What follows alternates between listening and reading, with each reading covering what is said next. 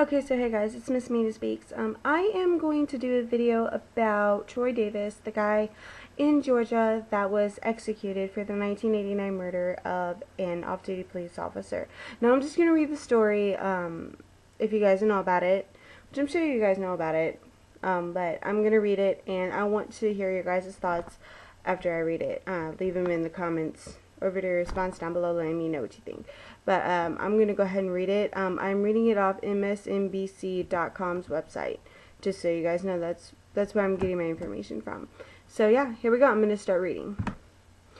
Jackson, Georgia. Troy Davis was put to death by lethal injection late Wednesday for the 1989 murder of an off-duty police officer, maintaining his innocence until the end after convincing thousands of it, but not the justice system. Davis was declared dead at 11:08 p.m. EDT, a prison official said. His execution, which began at 10:53 p.m., came after a 3-hour hold while the Supreme Court considered a late request for a stay.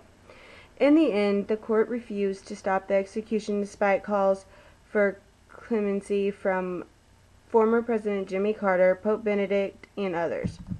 Davis's attorney says 7 of 9 key witnesses against him recanted all or parts of their testimony, but state and federal judges repeatedly ruled against granting him a new trial.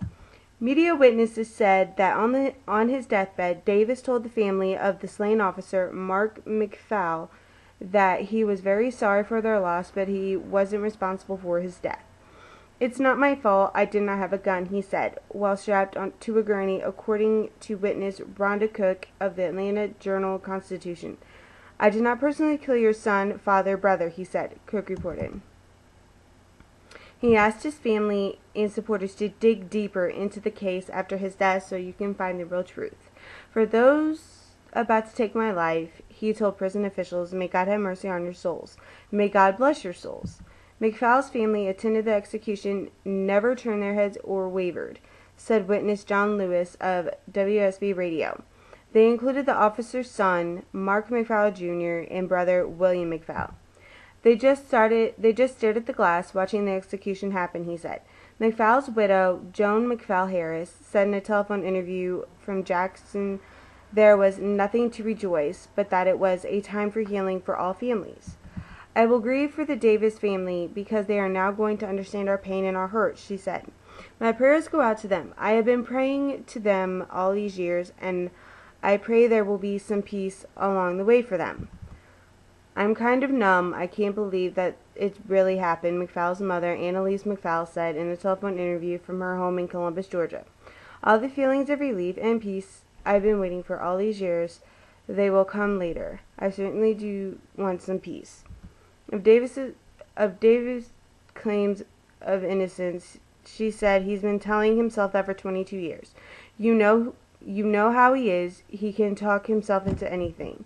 Members of Davis's family who witnessed the execution left without talking to reporters.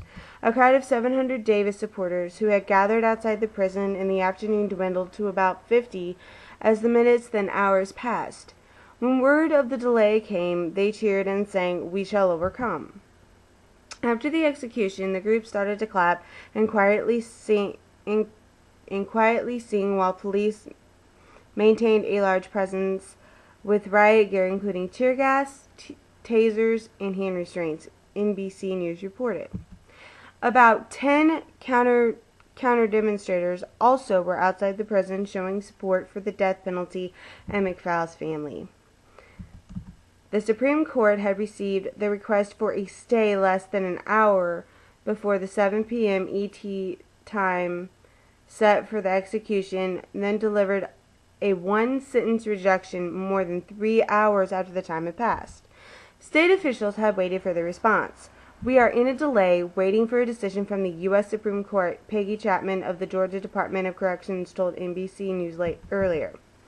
The court had no deadlines for a decision, and the state was under no obligation to wait, NBC News reported. The U.S. Supreme Court action came after Georgia's Supreme Court had rejected a last appeal by Davis's lawyers. Earlier, a Butts County Superior Court judge also declined to stop the execution. In their U.S. Supreme Court filing, Davis attorneys said substantial and constitutional errors were made when the lower courts denied his claims that newly available evidence reveals that false, misleading, and maternally inaccurate information was presented at his capital trial in 1989, rendering the convictions and death. Hang on, I gotta show more text here. Death sentence fundamentally unreliable, NBC News reported. The lawyers said they've been struggling to get those claims heard in the lower courts after having a grueling clemency process. Davis and his supporters have maintained his innocence. Prosecutors have stood by the case.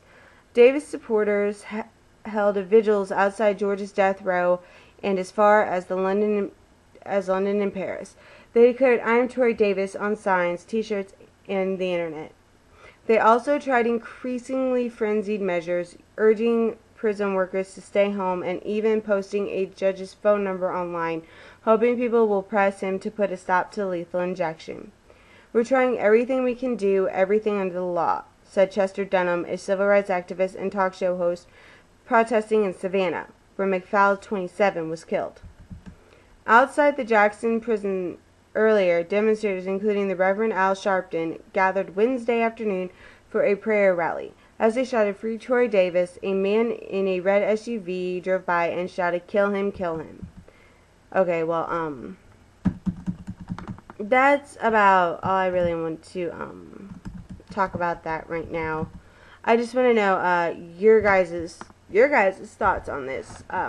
Do you think that it was right for us to put him to death, or do you think that we should have had 100% knowledge that he was guilty before we put him to death? Tell me your thoughts. I'll see you guys later.